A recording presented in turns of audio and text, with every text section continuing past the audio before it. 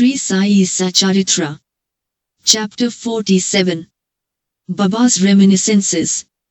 Story of Vibhadrapa and Chenbasapa, Snake and Frog. The last chapter described Baba's reminiscences about two goats. This describes more such reminiscences and relates the story of Vibhadrapa and Chenbasapa. Preliminary. Blessed is the face of Sai. If we cast a glance at him for a moment, he destroys the sorrow of many past births and confers great bliss on us, and if he looks at us with grace, our bondage of karma is immediately snapped away and we are led to happiness. The river Ganges washes away the dirt and sins of all people who go to her for a bath, but she intently longs for the saints to come to her and bless her with their feet and remove all the dirt, sins, accumulated in her. She knows for certain that this accumulation can only be removed by the holy feet of the saints. Sai is the crest jewel of the saints, and now hear from him the following purifying story. The Snake and the Frog. Sai Baba said, "One morning after taking my breakfast I strolled along till I came to a small river bank. As I was tired, I rested there, washed my hands and feet and had a bath and felt refreshed. There was a footpath and a cart track sheltered by shady trees. The breeze was also blowing gently. As I was preparing to smoke chilim, pipe, I heard the croaking of a frog. I was striking the flint and lighting the fire, when a traveler turned up, sat by my side, bowed to me and politely invited me to his house for meals and rest. He lit up the pipe and handed it over to me. The croaking was heard again and he wanted to know what it was. I told him that a frog was in trouble and was tasting the bitter fruit of its own karma. We have to reap now the fruit of what we sow, in our past life, and there is no use in crying about it. Then he smoked and handed over the pipe to me and said that he would go there in person and see for himself. I told him that a frog was caught by a big snake and was crying. Both were very wicked in their past life and were now reaping the fruit of their actions in these bodies. He went out and found that a huge black serpent was holding a big frog in its mouth. He turned to me and said that in about 10 or 12 minutes the frog would be eaten up by the snake. I said, "No, this can't be. I am its father, protector, and I am here now. How shall I allow the snake to eat it up? Am I here for nothing? Just see how I release it." After smoking again, we walked on to the place. He was afraid and asked me not to proceed further as the snake might attack us. Not minding him, I went ahead and addressed the creatures thus, "O Vibhadrapa, has not your enemy Basapa yet repented though he has been born as a frog, and you too, though born as a serpent, still maintain bitter enmity against him? Fie upon you, be ashamed, give up your hatred now and rest in peace."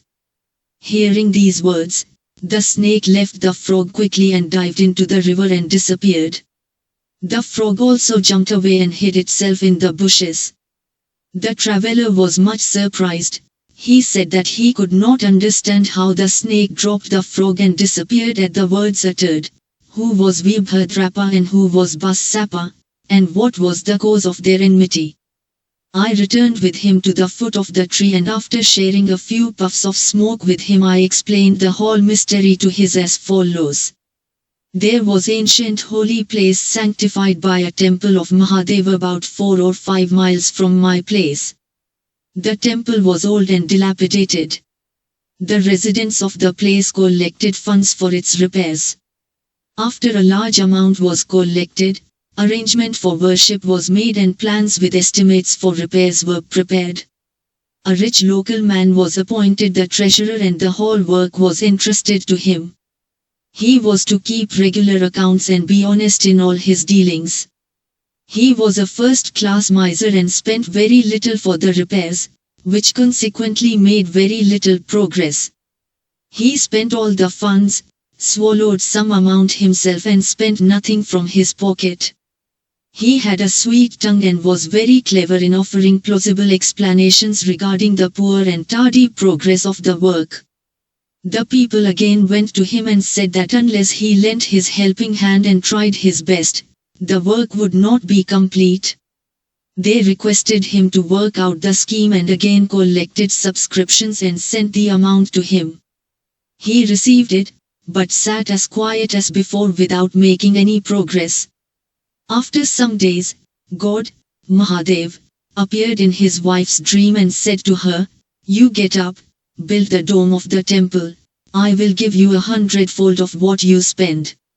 She told this vision to her husband. He was afraid that it would involve him in some expenses and therefore laughed it out, saying that it was a mere dream, a thing not to be relied and acted upon, or else why did not God appear to him and tell him? Was he far off from her?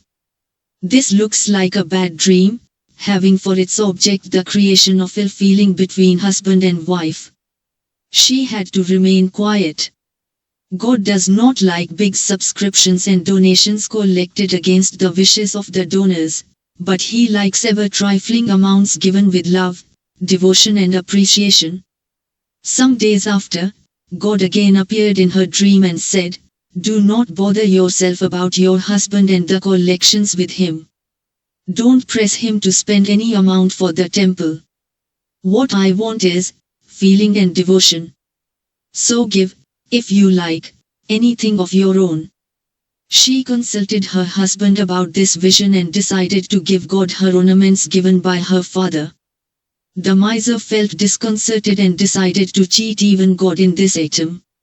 He undervalued the ornaments at 1,000 rupees and bought them himself, and in lieu of the amount gave a field to God as endowment or security. The wife agreed to this.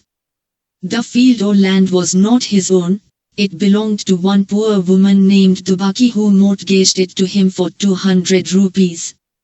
She was not able to redeem it for long. So the cunning miser cheated all, his wife, Dubaki and even God. The land was sterile, uncultivated and worth nothing and yielded nothing, even in best seasons.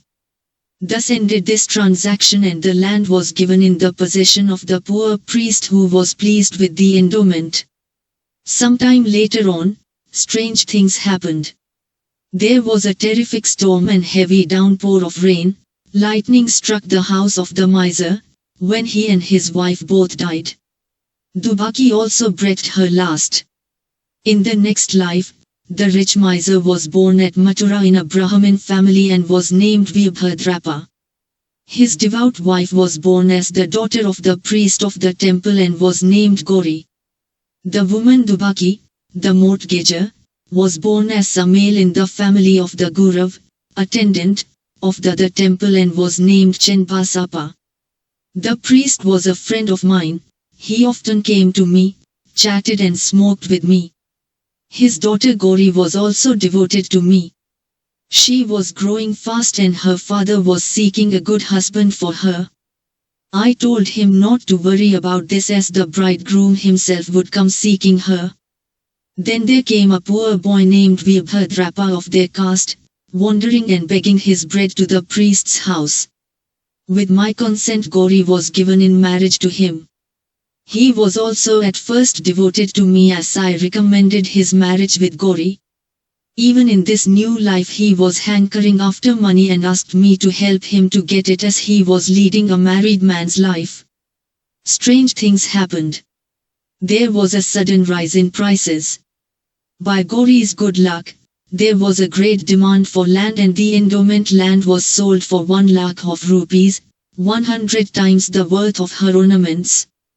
Half the amount was paid in cash and the remaining was to be paid in 25 installments of 2,000 rupees each.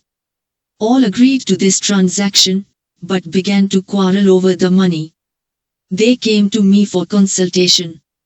I told them that the property belonged to God and was vested in the priest, and Gauri was his sole heiress and proprietress, and no amount should be spent without her consent, and that her husband had no right whatsoever to the amount. Hearing my opinion, Vibhadrapa was wroth with me and said that I wanted to establish Gauri's claim and embezzle her property. Hearing his words, I remembered God and kept quiet. Vibhadrapa scolded his wife, Gauri, and she came to me at noon and requested me not to mind the words of others and not to discard her as she was my daughter. As she thus sought my protection, I gave her a pledge that I would cross 7 seas to help her. Then that night Gauri had a vision. Mahadev appeared in her dream and said, "The whole money is yours, do not give anything to anybody, spend some amount for temple purposes in consultation with Chenbasapa, and if you want to use it for some other purpose, consult Baba in the masjid." Myself, Gauri told me the vision and I gave her the proper advice in the matter. I told her to take the principal or capital amount to herself, give half the amount of interest to Chenbasapa, and that Vibhadrapa had nothing to do in the matter. While I was thus talking, both Vibhadrapa and Chenbasapa came there quarreling. I tried my best to appease them and told them God's vision to Gauri. Vibhadrapa got wild and angry and threatened to kill Chenbasapa by cutting him to pieces. The latter was timid, he caught my feet and sought my refuge. I pledged myself to save him from the wrath of his foe. Then after some time Vibhadrapa died and was born as a snake, and Chenbasapa died and was born as a frog. Hearing the croaking of Chenbasapa and remembering my pledge, I came here, saved him and kept my word. God runs to his devotees for help in times of danger. He saved Chenbasapa, the frog, by sending me here. All this is God's leela or sport. The moral. The moral of the story is that one has to reap what one sows, and there is no escape unless one suffers and squares up one's old debts and dealings with others, and that greed for money drags the greedy man to the lowest level and ultimately brings destruction on him and others. Bo to Sri Sai, peace be to all.